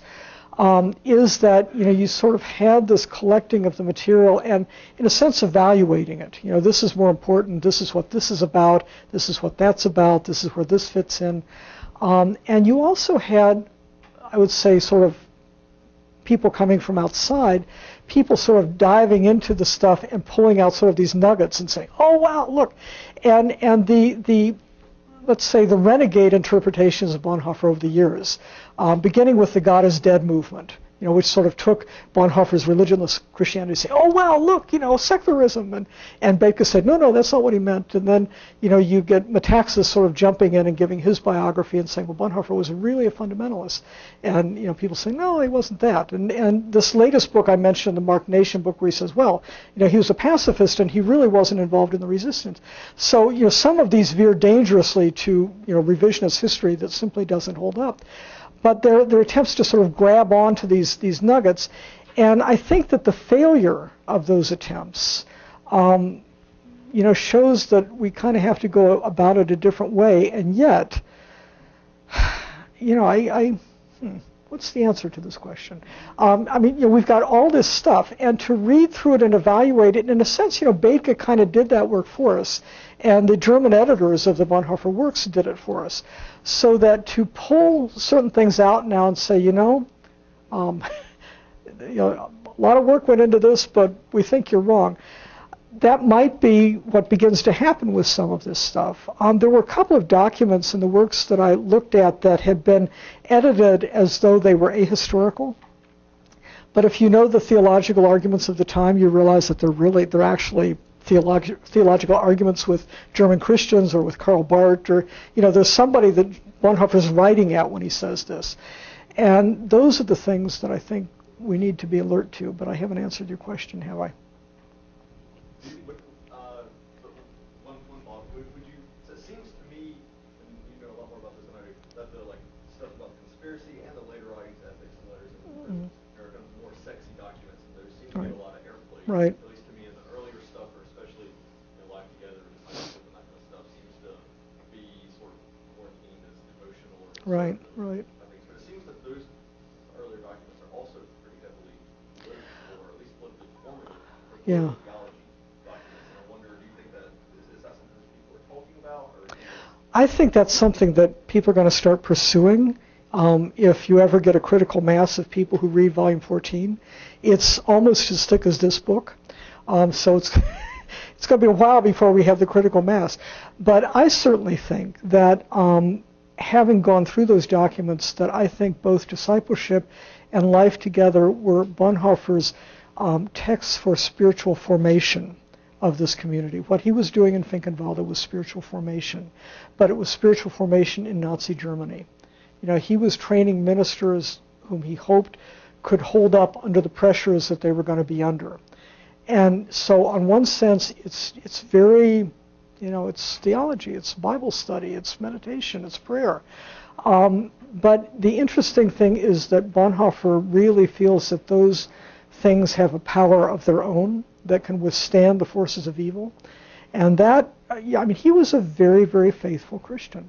That's one of the things I think that really sort of comes out of that for me. He really believed in what he was doing, and I think actually that's where his energies went. And I think that it was during that period that he found himself in terms of his career. The early 1930s, he thinks, am I going to be a professor? Am I going to serve a church? Church struggle comes along. There's kind of a period there where he's floating back and forth because all these things are happening and he's kind of responding to them, but he doesn't seem to have a sense of direction, and I think he really finds it in Finkenwalde. It's very poignant when you read through that document, through that volume. And then the subsequent volume, after the Gestapo has closed Finkenwalde down, and he has to continue doing this underground and writing letters to people and really trying to keep their spirits up. The energy he puts into that, I think, shows that that's where his commitment really was. Yeah. I think that Martin Luther King's love and reliance on Bonhoeffer has created a distinctively American brand of Bonhoefferism. That's a word. If there's a peculiar way of understanding Bonhoeffer through the lens of King and, I guess, the civil rights struggle. Well, yeah, and I think that the fact that reading Bonhoeffer, you do get that kind of inspiration for activism. And it relates to what I was just talking about in terms of the spiritual formation. It shows something that is there, that has that kind of potential, and that obviously also really inspired his students. That he put his finger on something and was able to convey it theologically, both to his students and to people later. And so that in itself is a real achievement. I mean, I think, it might be 50 years from now that we decide that historically he didn't amount to much, but that theologically that's what he gives us. So it's a matter perhaps of not turning that theological power into sort of a historical version that doesn't correspond to the truth. But I think it's definitely there, and that's certainly. I mean, I don't know, people in this room.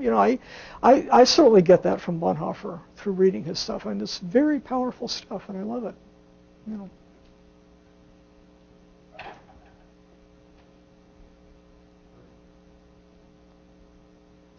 Parker, if I don't mind, my working on a interesting undergraduate thesis, and I still have writing furiously earlier. But one of the aspects of this research, as I understand it, is trying to construct an American Protestant, reconstruct an American Protestant theological understanding of Germany in the 1930s. And obviously you'll be reading through Christian-centric Christianity Crisis, any travel narratives that can Tillich once and wrote about it, though he's not really talking about politics so much as the attractive hostesses who he greets at every little German town. In any case, Niebuhr goes over where would you point for primary sources and even some secondary literature that would help shape some kind of rich kind of portrait of the American mainline Protestant perception of the emergence of Nazi and the German Christian Church? Oh, okay. Well, the reason I was sort of clapping my hands are the letters and journals of Henry Smith Leeper. But he doesn't talk so much about Nazi Germany. Leeper went to, because he was at the Federal Council of Churches and he was the international liaison to the ecumenical movement. So he went to Europe every single year, sometimes twice a year throughout the 1930s, and wrote absolutely wonderful letters back to his family, and kept notebooks. But most of his letters are not. There's some stuff in there about the German church situation. Most of them are the people he saw, the meetings he went to. I mean, they're sort of travel letters, but not a whole lot of analysis. So I think Leeper's letters are interesting. They're now at the Protestant or the Presbyterian Archives in Philadelphia, and I don't know if they're public yet, but I know that they've been given there.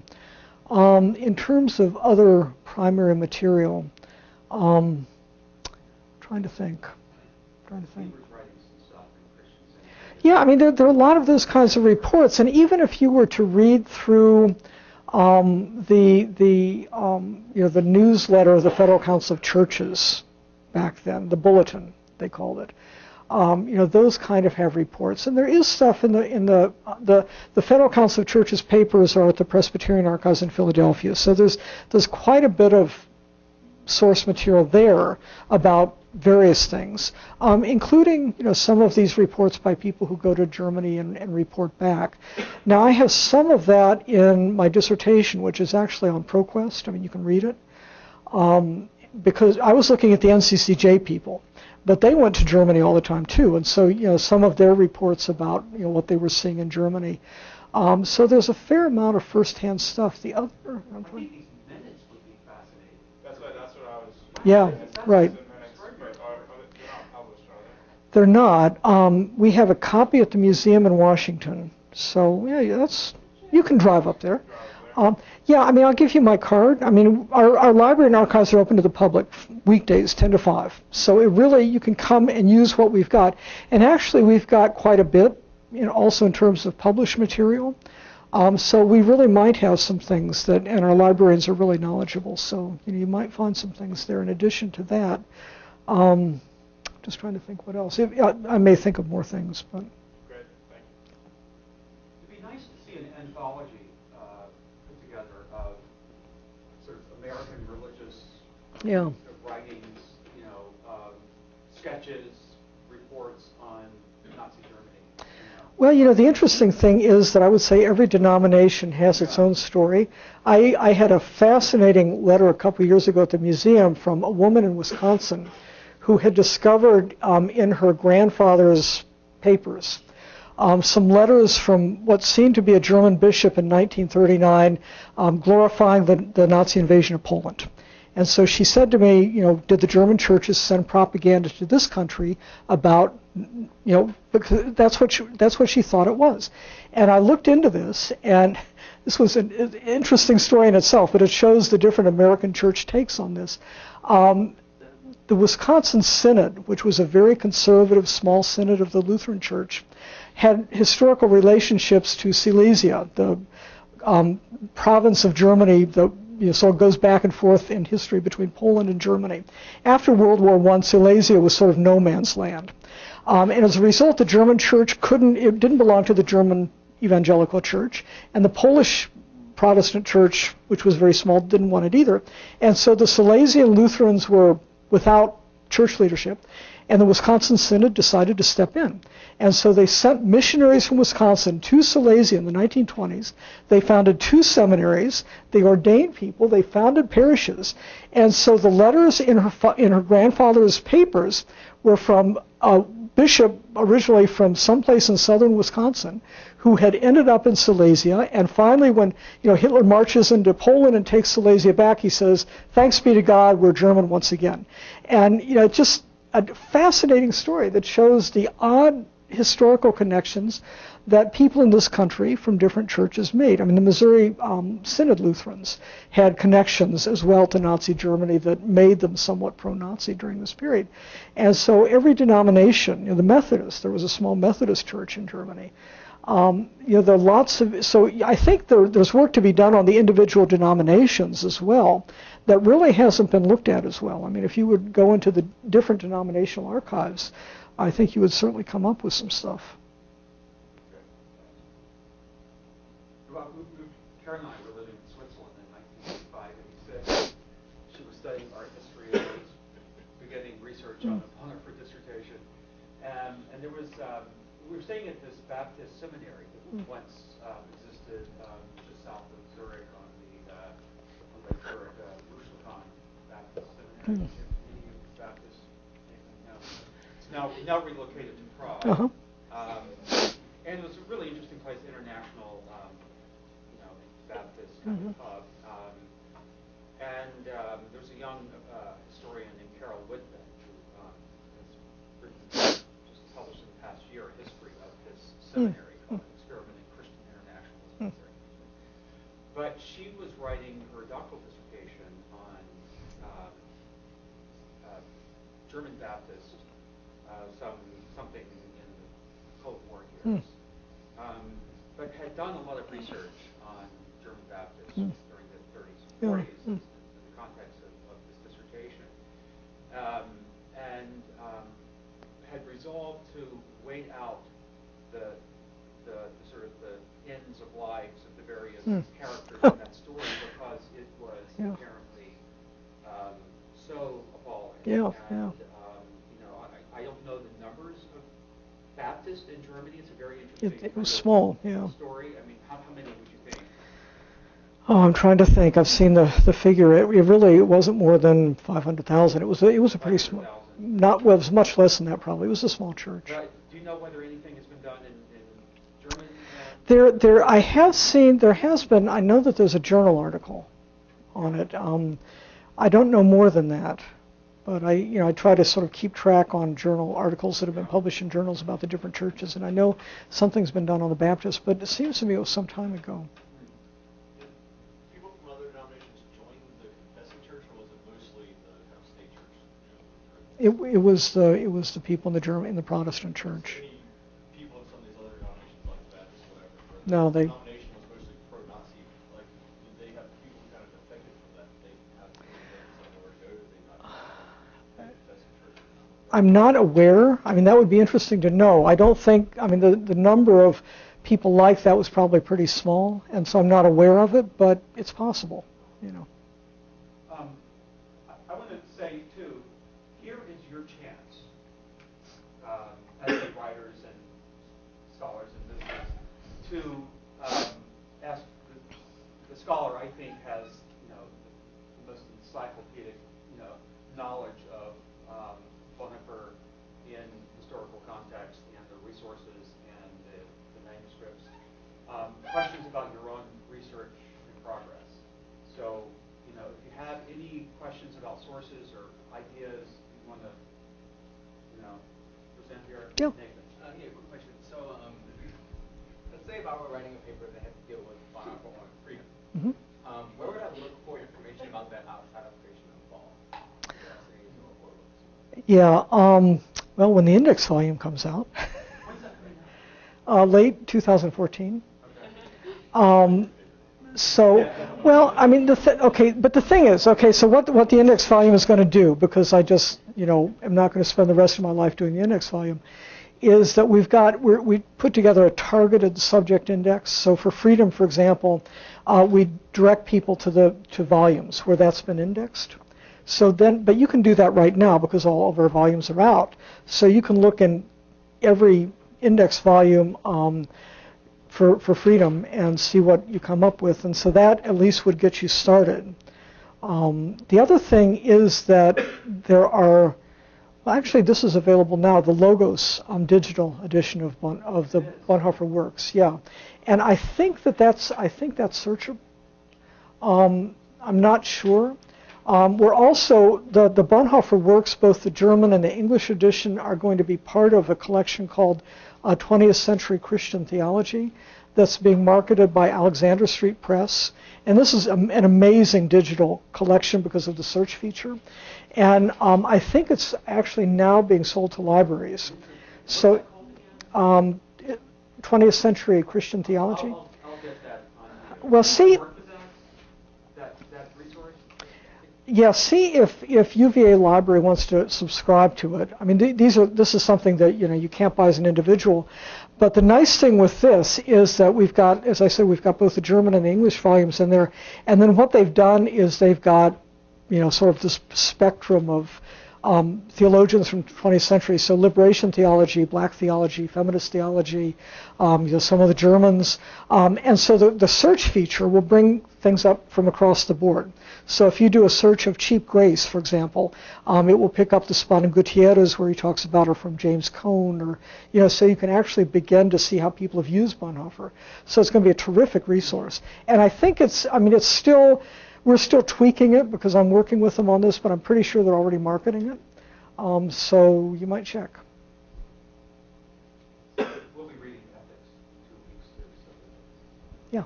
So I'm looking, race more broadly, Bonhoeffer and race, but Yeah. I'm looking at comparing his American year with his Yeah. trip to Italy and Africa, and comparing his growth just even in that short time. Yeah. But do you have anything on Bonhoeffer and race, or does anything come to mind? In the works themselves, you mean? Or? I guess I'm looking for more commentary on it. I need some secondary Yeah, sources yeah. to start trying to form a opinion. Yeah. What you might do, this is sort of in keeping with my earlier remarks, is also look at the very good work that has been done on race in the Third Reich and the ways in which people thought about this, because both the Catholic and the Protestant churches, had statements about this. I mean, many of them sort of viewed the Nazi laws and the Jewish question, the so-called Jewish question, as racial issues, and so they framed it that way. And that was also how people in this country framed it at the time. I mean, people put that into sort of a racialized category, and I think that that's useful when you look at Bonhoeffer to see, the world in which he's living. So that I would definitely sort of suggest doing some searches of that. What was the Claudia Kuhn's book that we read in Theology of the Third Reich?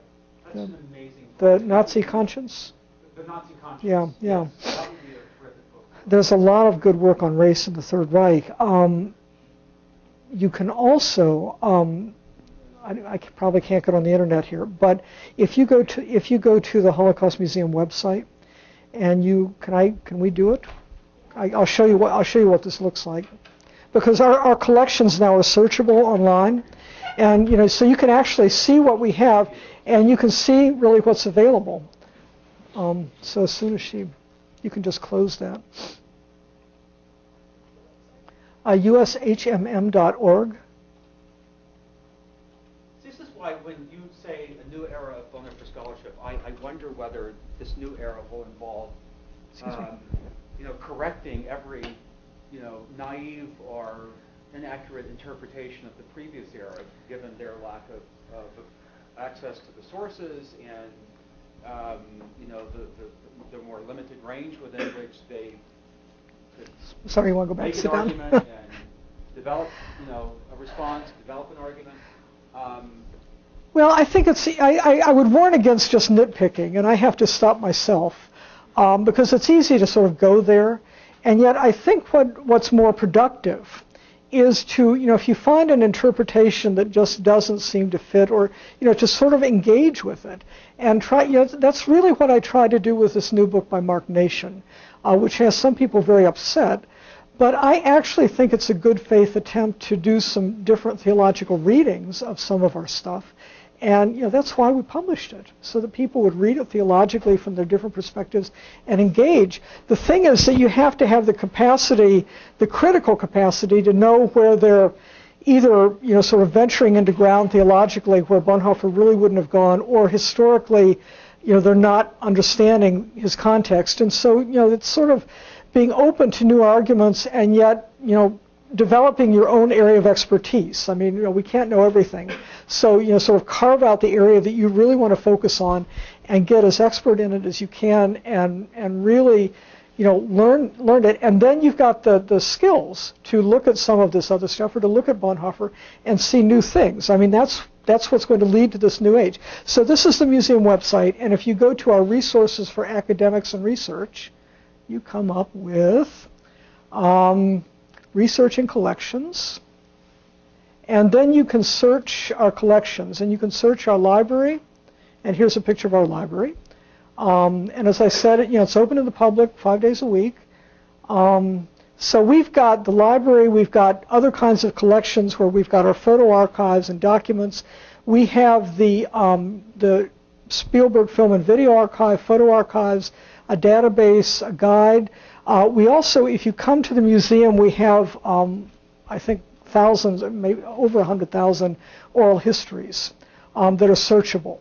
So, there's an awful lot here that, there's still so much that could be written and researched in this field. And so, if you're looking for something like race and the understanding of race in Nazi Germany, you can just start looking in the library and type it in, and, you'll come up with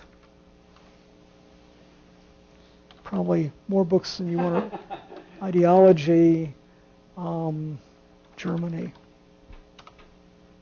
You come up with, 19, so that's doable. But you do different kinds of searches, and you really, sort of, that's how you find stuff out. So, yeah. Other questions or methodological research or any other questions that come to mind? Broad, free-ranging questions. We have, about 8 more minutes. 10 more minutes. So, yeah. Hey, I am doing a what? No, I love this. This is great. A research paper concerning the relationship between Bonhoeffer and Barth and the degree to which Bonhoeffer develops his own theological ideas apart from where Barth is going in church dogmatics and in terms of the publication dates. What would you recommend other than just reading where Bonhoeffer starts and Barth chronologically together and seeing how they relate? Are there any sort of scholarships done? Yeah, there have been some good works done on this, and so I would also look for more recent journal articles. I mean, there's new stuff coming out. Mark Lindsay in Australia has written some stuff, and Charles Marsh has written. And Andreas Pongratz, right? I think of him as younger, but Yeah, is his stuff in English? His book, Okay. One terrific book on Bonhoeffer and Barth that's available with Germans. Yeah, the other thing. Which I'm actually looking for. I loaned it to a student a couple of years ago, and I sent out. Did you get that email I sent a few weeks ago? That book is $140 now, paperback. If you can find it on AD. Oh dear. Not Yeah. Clifford Green, who is Yeah. one of the other leading Bonhoeffer scholars in the English-speaking world, has written on that as well. Biographical kind of narratives of Bonhoeffer and Barth may be a little harder to find. Yeah. April 29th. Yeah. Yeah. Maybe a little too close to our favorite deadline. The other thing would be, I know that some of the conference volumes of Bonhoeffer papers from various Bonhoeffer conferences, there's usually a presentation or two at these conferences on Bonhoeffer and Barth, and to go back and look at some of those, I mean, the volumes in which there are chapters like this are not immediately coming to mind. But if you just look through the books in the library of those kinds of volumes, you'll come up with them. On another note, one of the things I wanted to thread into the research was the Barman Confession and sort of just the nature of how Barth's theology is often seen as this pure, optimistic presentation of like the church and who the identity of the Christian people is, versus Bonhoeffer does seem to try to make things a little more concrete. So could you speak a little bit about like Bonhoeffer's relationship to the Barman declaration? Yeah. It's pretty much non-existent. He was in London. And he wasn't really involved. This was the stage at which he had thrown up his hands and gone to London. So he was kind of out of that loop, which is interesting. Another interesting thing is that Henry Lieber, the gentleman I showed before, actually was at Barmen with Bonhoeffer's cousin Hans Christoph Finnhauser. So Lieber went to Barmen. Just that is neither here nor there in terms of what you're asking. But I think that there Barth, in fact, some of these early theological documents that are so crucial in the theological development of the confessing church, which is Barmen, the Bethel Confession, where Bonhoeffer, was part of those discussions. Those, I think, those bear looking at in and of themselves. But I think that Barth is definitely the person to look at in terms of understanding the issues as they presented themselves at Barmen, keeping in mind that Barmen was really, that Barmen moment had a very brief window. I mean, this was actually where they were trying to get their heads together as an entire church theologically and say, okay, so where do we stand in terms of what's happening specifically with the German Christians and with the, looming threat that the state is going to get involved in the church. And that's where I think Barth's clarity was actually very helpful. It didn't last very long because circumstances changed so quickly, and because the different regional churches and their polity, the way in which the church struggle subsequently played itself out after Barmen kind of put everybody on different tracks, and that's why 6 months later at Dahlem they couldn't agree. I think, just to add to that, maybe take it a slightly different direction, I think the Bethel Confession, Bonhoeffer's role in Bethel, is a very important counterpoint to developing an understanding of Barth and Bonhoeffer on Barnett, because Bonhoeffer had thrown up his hands and left Germany. And one of the reasons he had thrown up his hands is because of the machinations that followed the third draft of the Bethel Confession, which basically deleted a section or phrasing that he had wanted to include specifically about the Aryan cause. And so while Bonhoeffer affirmed the Barmen statement, I don't know whether he signed it. I think he may have signed it in absentia. I'm not quite sure that he did. He was somewhat frustrated by the kind of resort to, pure theological discourse, or pure confessional discourse as a means of communicating opposition to the Aryan Clause of 1933. And so, Bonhoeffer, I think that Bethel story isn't dramatic. Yeah, that's a good point. That's a good point. It also shows an impatience that Bonhoeffer had about the whole usefulness of the Declaration of Barmen. That's a great point. Thank you for mentioning that. And I would agree with that, and I would maybe even sort of sharpen it, because the Bethel Confession really sort of was trying to get a much broader theological understanding of the issues that were at hand in what was happening in Nazi Germany. And the phrase that they took out was one, in Germany it's theological anti-Semitism was that phrase. I mean, and there's no other document where that phrase appears. It's a very strong phrase about, the new ideology representing a form of theological anti-Semitism. Very radical. And, Barman really needs to be seen, I think, in a sense as a peace agreement. You sort of a negotiated, here's the big umbrella under which we can all stand. And that's where, the more conservative members of the Bethel planning team, if you will, pushed the Bethel Confession. And that's where Bonhoeffer felt that it had lost its use theologically. Because if it was just going to end up being something that people could live with, then it wasn't going to be of any use. And Barman was very much, on one level, something that everybody could live with. But I think Barth, it does have a radical potential. I mean, and I think that Barth really looked to that. So it did have an edge. It's just that, you could overlook it if you wanted to. Yeah. Are there any works, or did Bonhoeffer comment at all about his relationship with Niebuhr and in regards to pacifism, or moral man and moral society in Christian realism? I'm not aware of that. The place where that would have happened, but I'm trying to think if it's in there as 1939 when he was back in this country, and when he wrote Protestantism Without Reformation. But his diary in 1939 when he was in New York includes a list of all the different things he was reading, and little notes about what he was reading, so you can kind of see what he was looking at that point.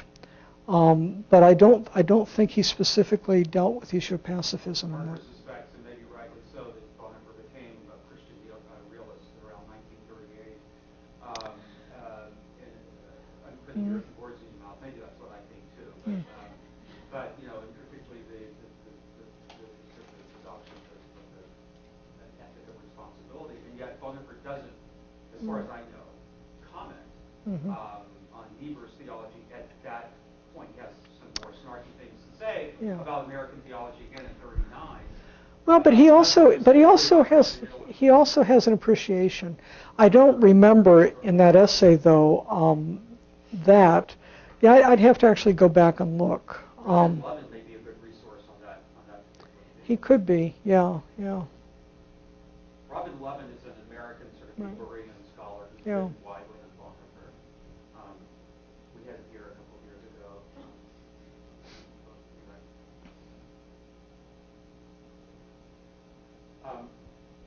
Can I just ask one hold?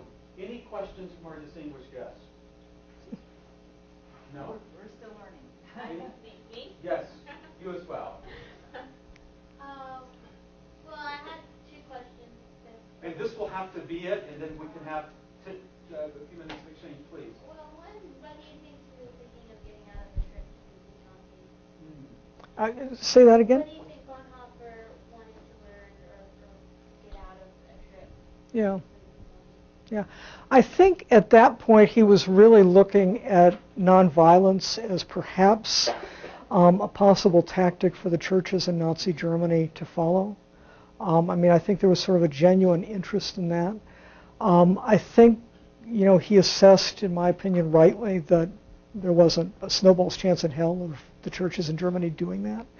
And it seems like his own, he either lost steam on the issue or got sort of overwhelmed by other things. What year was that? This was 34. Yeah. There's also a remarkable comment in a letter around that time when Bonhoeffer wonders, and this is not 1943. Yeah. He doesn't wonder. He contends that Western Christendom has run aground, and the renewal of Christianity will depend on the renewal of Christianity in places such as Sub-Saharan Africa, Latin America, South America. I was so amazed when I saw that mean, this was in 34. Yeah. So it's already a sense, even before, the German Christian church has, Church of Germany is in ruins, that he's seeing a certain kind of weariness with Western forms of Christianity and longing for a greater cloud of witnesses, as he talked, as he said once or twice in his letters. And I think some of that actually starts in the 1920s with his dissertation. It's interesting, the phrase world come of age actually appears, I think, for the first time in 1932. So it's before the Nazis come to power.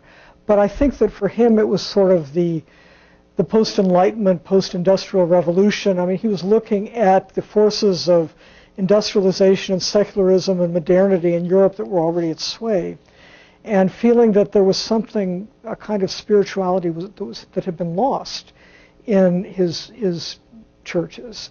And looking to people like Gandhi, or I think his experience in this country, in the African American church, he was encountering this elsewhere and thinking, so how could we get that back in Germany?